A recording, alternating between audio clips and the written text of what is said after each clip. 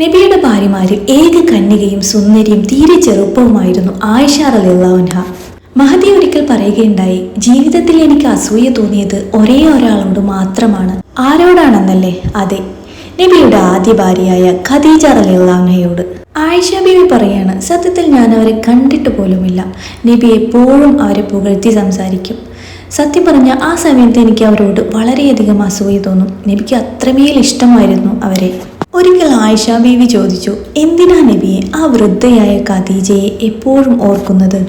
അങ്ങേക്ക് അല്ലാഹു സുന്ദരിയും കന്യകയും ചെറുപ്പവുമായ എന്നെ പകരം തന്നില്ലേ? അത് കേട്ടതും നബിയുടെ മുഖം വിവർണമായി, കണ്ണുകൾ നിറഞ്ഞു. ഇല്ല ആയിഷ, ഇല്ല, ഖദീജയേക്കാൾ നല്ലത് എനിക്ക് അല്ലാഹു തന്നിട്ടില്ല. ജനം എന്നെ കള്ളനാക്കിയപ്പോൾ അവൾ എന്നെ വിശ്വസിച്ചു. ജനം എന്നെ തള്ളിപ്പറഞ്ഞപ്പോൾ അവൾ എന്നെ സ്വീകരിച്ചു. എന്നിട്ട് അവളുടെ ധനം മുഴുവൻ എനിക്ക് തന്നു. ജനം അതെനിക്ക് തടഞ്ഞിരിക്കുകയായിരുന്നു. എനിക്ക് മക്കളെ തന്നത് ഖദീജയിലാണ്. ആ ഖദീജയോടുള്ള സ്നേഹം അല്ലാഹു എൻ്റെ മനസ്സിൽ കുടിയിരുത്തിയിരിക്കുന്ന ആയിഷ.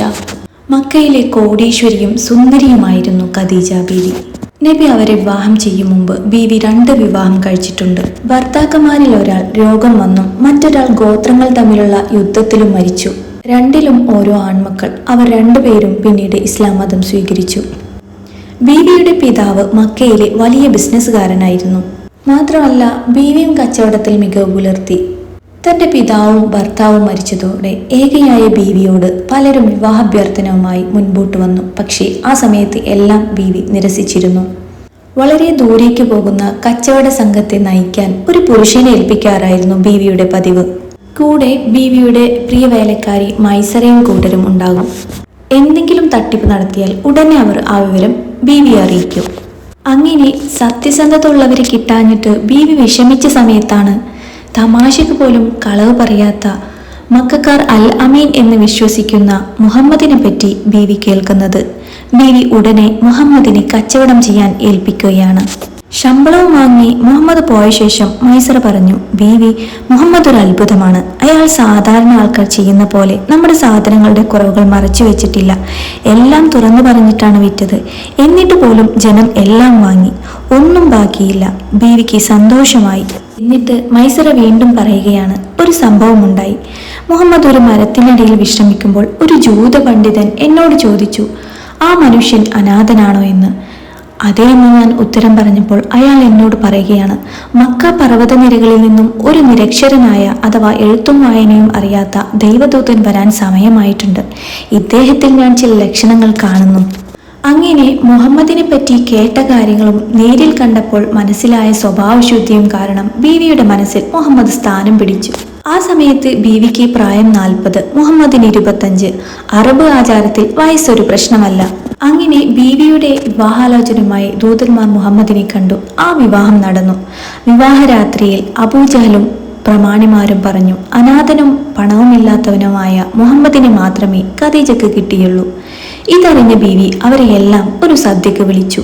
എന്നിട്ട് പറഞ്ഞു, മക്കക്കാരെ, നിങ്ങൾ സാക്ഷി, എൻ്റെ മുഴുവൻ സ്വത്തും ഞാനിതാ മുഹമ്മദിന് നൽകുന്നു. ഇപ്പോൾ അദ്ദേഹം കോടീശ്വരനാണ്, ഞാനാണ് പാവപ്പെട്ടവൾ. അത് കേട്ട പ്രമാണിമാർ നിശബ്ദരായി. ആരിലും അസൂയ ഉളവാക്കുന്ന ദാമ്പത്യമായിരുന്നു അവരുടേത്. നബിക്ക് എന്തോ പ്രത്യേകതയുള്ളത് അന്നേ ബീവി മനസ്സിലാക്കിയിരുന്നു. നബി കാണുന്ന സ്വപ്നങ്ങളൊക്കെ ബീവിയോട് പറയുമായിരുന്നു. പ്രസ്തുത സ്വപ്നങ്ങൾ പലതും പിന്നീട് പുലരുന്നതും ബീവി കണ്ടു. പ്രായം 40-നടുത്തതും നബിക്ക് ഏകാന്ത ജീവിതത്തിന് താല്പര്യമായി. മക്കയിലെ ഹിറാ ഗുഹയിൽ ഏകനായി അവിടുന്ന് ഇരിക്കാൻ തുടങ്ങി. നബി വരാത്ത ദിവസങ്ങളിൽ അവിടുത്തെ ഭക്ഷണവുമായി ആ 55 വയസ്സുള്ള ഉമ്മ മല കയറുമായിരുന്നു.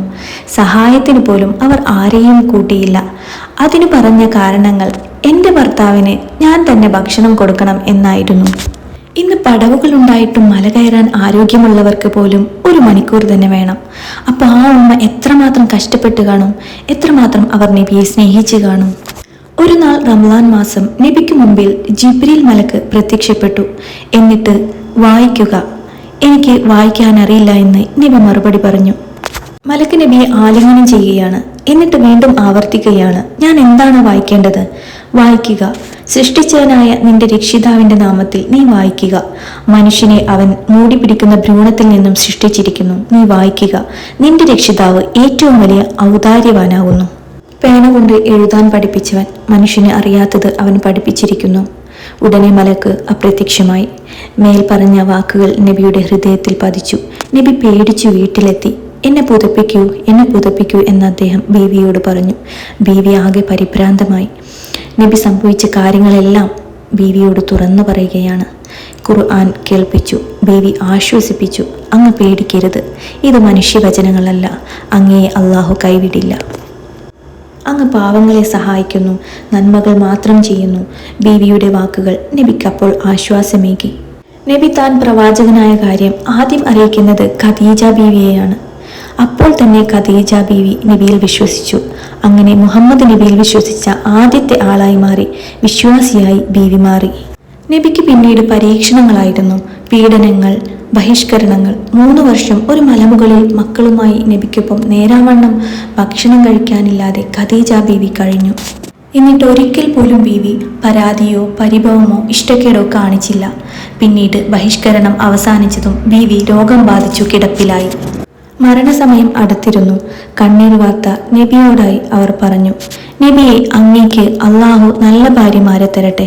മരണവേദനയിൽ പോലും നബിക്ക് സുഖം ആശംസിച്ച ആ ബീവിയുടെ സ്നേഹം എത്ര മഹത്തരം!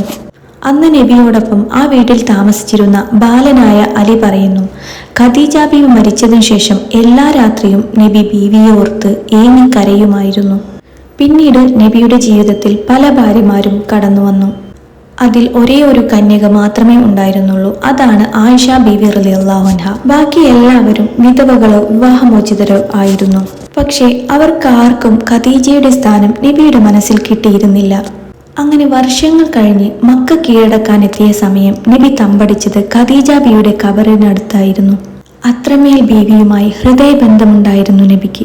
ഒരു മനുഷ്യൻ എങ്ങനെയാണെന്ന് ഏറ്റവും നന്നായി അറിയുക അയാളുടെ ജീവിത പങ്കാളിക്കാണ്. മാതാപിതാക്കൾ മക്കളെപ്പറ്റി എന്നും നല്ലതേ പറയൂ.